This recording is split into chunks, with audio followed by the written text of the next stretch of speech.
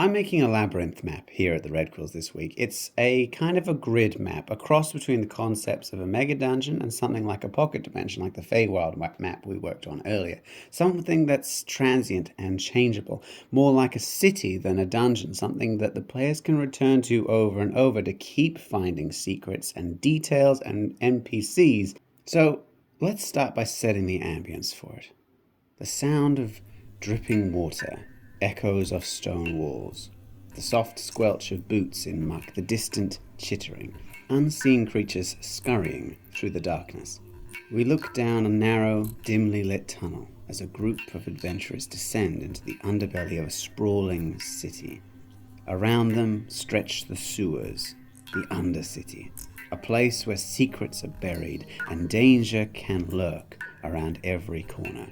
Here, enemies and allies both await. So, welcome back to the next episode of this series, and in this series we're going to be pairing grid maps with the Conflux Creatures stat blocks. Today we're talking about sewers and the Ratfolk, which we'll dive into more later. Sewers can seem mundane or monotonous, but with the right approach they can be dynamic, they can be as engaging as any environment, and a part of that is to make them returnable. So we're going to explore how to create sewer maps with environmental hazards and difficult terrain and multiple routes, while emphasizing the importance of having a living population and having a lot of different kinds of encounters. So, by the end of this episode, you're going to be equipped with how to design your sewers that feel alive and dangerous and full of surprises, and if you're feeling particularly ambitious, creating a labyrinth of your own. Settings in undercities often evoke a sense of dread or discomfort, which can be a powerful tool in your storytelling arsenal. But designing a grid map which maintains player engagement can be challenging. The key is to avoid the common pitfalls of monotony and repetition by focusing on environmental design, narrative storytelling, and dynamic encounters. So we're going to break those down. I'm going to show you how to craft the maps which aren't just immersive, but are also critical to your campaign progression. So I'm going to start here with a blank sheet of A2 paper because, as I mentioned in the last episode, the grid paper that I can get is either not in the size I want or not thick enough for what I'm going to be doing to it.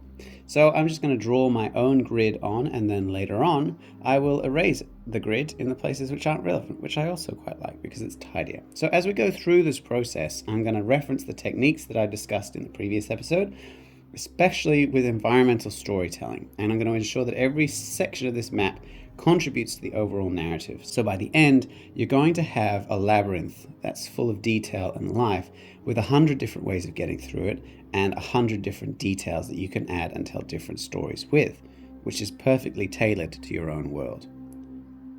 So, as I do the grid, which is going to be extremely boring, let's start by addressing the elephant in the room. Sewer maps can be super boring and very repetitive because they're long stretches of identical tunnels with stagnant water and minimal variation. But the sameness can quickly bore the players. It leads them to rush through the area without fully engaging with the environment.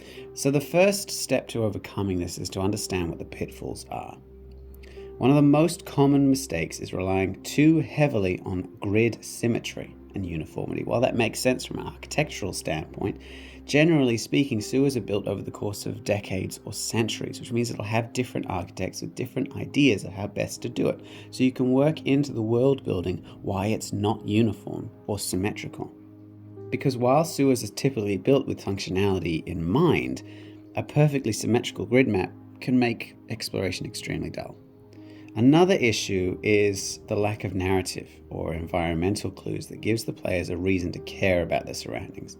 Without points of interest or unique encounters or narrative hooks, the map will become little more than a series of dice rolls to determine how long it takes to reach the next plot point.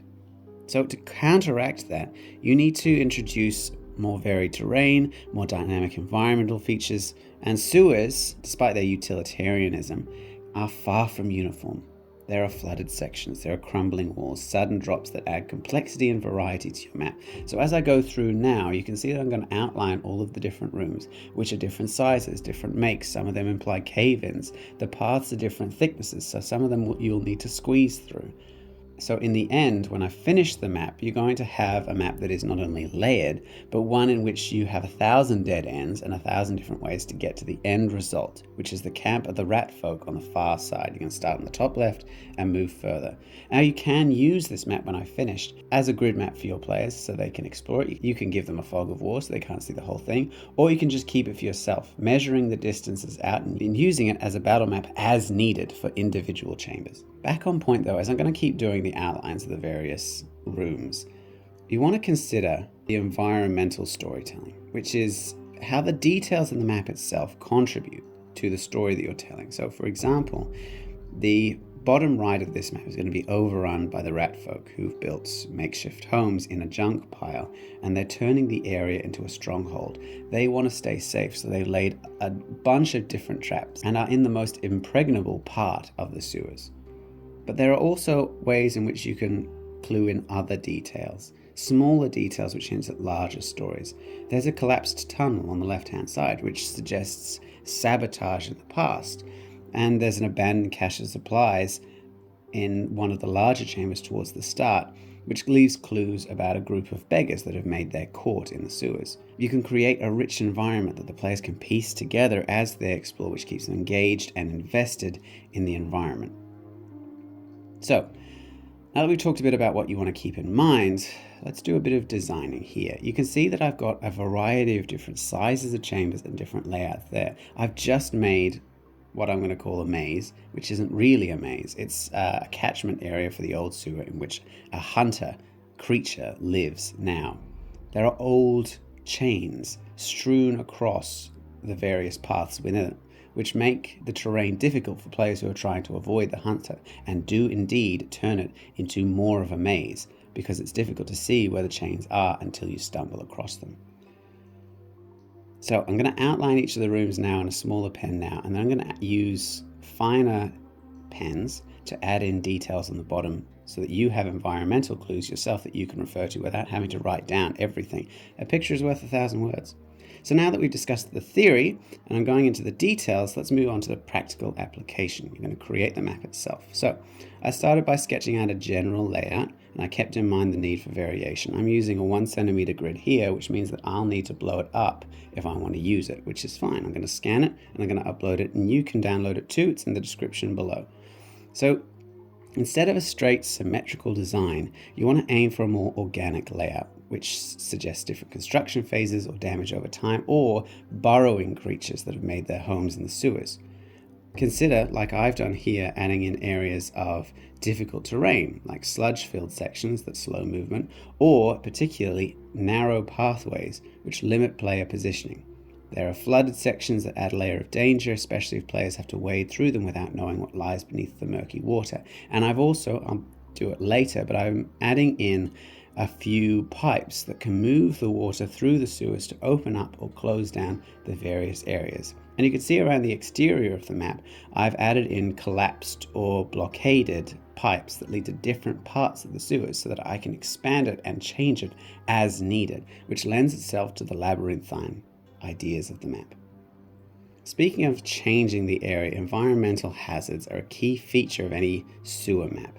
So there are traps and unstable structures and sudden drops, as you can see in the top right hand corner of the map there, where the sewers have cracked over time and dropped away into the earth. Having multiple paths is also crucial for a dynamic map. Any map should have, if it's for exploration, multiple ways to get to the end destination. I know it's easier to railroad the players and make it seem like they don't have a lot of choice, but it's more fun if they go back and realize that they could have done it a different way, or if they go to the start and have to return to the end destination via a different route.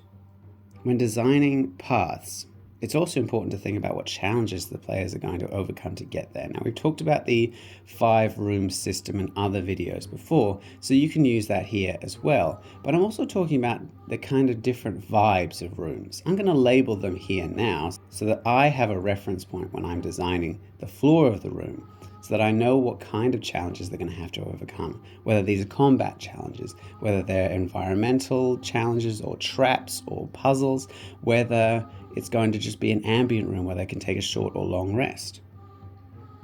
Because the other thing about these sewers is that they're inhabited. And when you're making it inhabited, you're going to have to fill it with a lot of interactive elements. And this will include things like patrol routes for the sewer dwellers there, the hidden caches of supplies that the beggars store there, even simple environmental details like graffiti or discarded items, which can tell a story not just about the people who live in the sewers, but those who live above it. I particularly like using patrol routes on my maps, because it's a very interactive way of making the players confront whether or not they want to solve their problems by violence or by stealth or even by negotiation.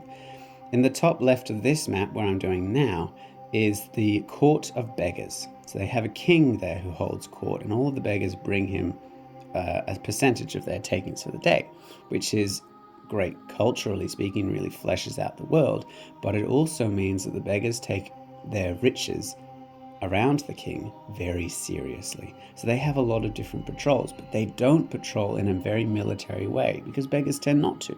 They tend to try to avoid fights. So they're going to be much more stealthy and more watchful, and your players will have to either acknowledge that or completely miss that and fall right into the beggar's hands. So I want to talk a little bit more about the labyrinth concept and why and how it's different from a mega dungeon concept, because we talked about mega dungeons twice now on this channel, which is great because they're their own style of encounter, they've got their own kinds of maps, and they're extremely large. They're certainly, and I'm going to point this out, unless you have a lot of time on your hands, they are too large to draw as a grid map. You can draw parts of them as a grid map, but it's just so much effort to draw multiple layers of an enormous underground city in a grid map style. I mean, even this map, which took me 6 hours, I think, in the end, overall, to do the illustrations and finish everything off and write the notes on it, that is still only an A2 map. Even when I blow it up, it's only about 500 by 800 feet to scale. So it's not a huge area. It's really complicated and it has a lot of details, but it's not nearly the size of a mega dungeon. But that's not the point of it either. It's not supposed to be a mega dungeon, which you explore, and when you've finished a room, you move on and you never come back again. The idea that I'm going for this is an environment that you can go down and do a one-off adventure and leave. And then a few sessions later, you come back because there's a new clue and the people have returned and changed things. The different tunnels have been barricaded. You've come back to an environment which is the same, but has been completely altered to be much more difficult to navigate, or that the old maps that you had, the old experiences that you remember from the original mission have been forgotten. So the idea behind the labyrinth is that it's constantly changing, that it responds to the inhabitants, that it's something that your players can always find something new and exciting in. And I love that concept in world building. So in this map, I've done what I do for a lot of the mega dungeons that I've worked on before, and I have different inhabitants in different parts. I have the beggars near the entrance. I have a group of kobold cultists in the bottom left. I have a few beasts roaming around the various halls. A couple of them are intelligent. And you have the Ratfolk in the sewers. But more than that, there are references to other communities that live inside the sewers as well. The ruffians from the first episode make their homes and use the tunnels as their running system. So they also live here. There are, as I mentioned before, there are dead ends around the outside that you can use to imply that the sewers continue, that have been barricaded off as the Ratfolk have expanded their territory. So you know that the Ratfolk aren't beyond those tunnels, and if you're looking for them, you need to stay within the area of the map. So speaking of now, I finished the overall layers, and as you see, I've gone through with a red pen and showed where the trapped doors are, where the secret doors are, where the levers are, where the pipes are, and now I'm going to start adding in the detailing on the bottom. So in each room, they're going to have different effects, different variations. Some rooms will have campfires on. I'm going to draw in little tents. I'm going to draw in different drains. I'm going to show where the water flows, because that's really important, because there is a chamber that's completely flooded. There's a chamber that has levers that will move that water around. There are burrows, there are drains, there are chasms, there are decoy villages that the Ratfolk have built so that adventurers who come in looking for them will find the village, see a big old chest full of loot, open it, and immediately die, which is honestly the ideal for the rats. So the idea is that every chamber within this dungeon is different and requires a different method to overcome the obstacle that it presents. So let's talk a little bit about these inhabitants. So we're going to talk about the Conflux Creatures stat blocks that I have designed this sewer system for. Now, as mentioned, there are a lot of different inhabitants to here, and there are a variety of different groups of stat blocks that you can use for the sewer tunnels. But in particular, the village on the bottom right of the map is where we're intended to go, and that's where the Ratfolk live. The Ratfolk are cunning and resourceful. They thrive in the dark. They love the damp environment of the sewers, and they are extremely cunning about using junk to their own ends. So in addition to having the ability to move quickly through difficult terrain and set traps for unwary adventurers, they have a range of behaviors which make them more than just mindless foes. It's important that you characterize them as being living, thinking creatures. So give them a social hierarchy, leaders who are smarter, more cunning than the average ratfolk, not just stronger, but also able to overcome challenges by being strategic, setting up ambushes or leading players into traps. So I'm going to give 3 examples of stat blocks here. So let's start with the Ratfolk Screech Thing. It's an enormous monstrosity of a rat, and it has some really interesting role-playing abilities that you can bring into it, because it does pack a heavy punch. It has its war scythe, it can strike and whip its enemies, but more importantly than that, it has things which directly influence it negatively if things go against it. So if it's not surrounded by allies, it'll let out a terrified rampage and become frightened if it doesn't make its wisdom saving throw. Or it'll let out a pain-mad screech if it gets injured, and any creature within 15 feet of it will have to move away from it from the pain or fall prone. And elements like that will allow you to create an encounter which is really interesting for your players to play through. But there are others as well. The enforcers like the Havoc Brute, which are fairly large challenges for the Ratfolk. They are protectors, but they also have the abilities that come with being a Ratfolk. The ability to move quickly away from their enemies or squeeze through tiny spaces, as well as dealing quite a punch. But they're cowardly creatures who want to live to fight another day. And you can see that from the top, the Screech Thing, all the way down to the bottom, to the Cringers, which can also squeeze and also run away, but generally just try to overwhelm their foes with numbers and stay out of the way. Remember that the sewers are more than just somewhere that your players go to. They're the home for the monsters, these Ratfolk. They live and work there. They add depth to the setting. They have protections against the players. It is never more dangerous to encounter a monster than in its lair. So remember that when you're creating and designing encounters that use lairs. So now we've laid the groundwork for designing a sewer map or a labyrinth map. Let's tie everything together with a case study, which will illustrate the concepts in action. So in the narrative that we began last week, the players are in pursuit of a stolen map which will lead them to the legendary artifact known as the Jewel of the Moment, a gem that has the power to grant a true wish. The journey has led them to the sewers beneath the city where the Ratfolk have taken refuge with the map that they stole from the player's contact. The sewers are dark, claustrophobic, and they're filled with the sounds of unseen scurrying creatures. You can use the environment to build tension. You can make the characters feel like they're being watched or followed. And you can achieve this through descriptive narration, or you have sound effects or environmental clues. And as they move deeper through the sewers, introduce more elements that increase the pressure on them. The sewers are slowly flooding. They force the players to keep moving or risk being trapped. Maybe the Ratfolk are laying traps. Maybe the beggars don't want them in the territory. Maybe the kobolds want to sacrifice them to their dark draconic god. Add a layer of difficulty to the scenario as they trek through a hostile environment or try to negotiate safe passage.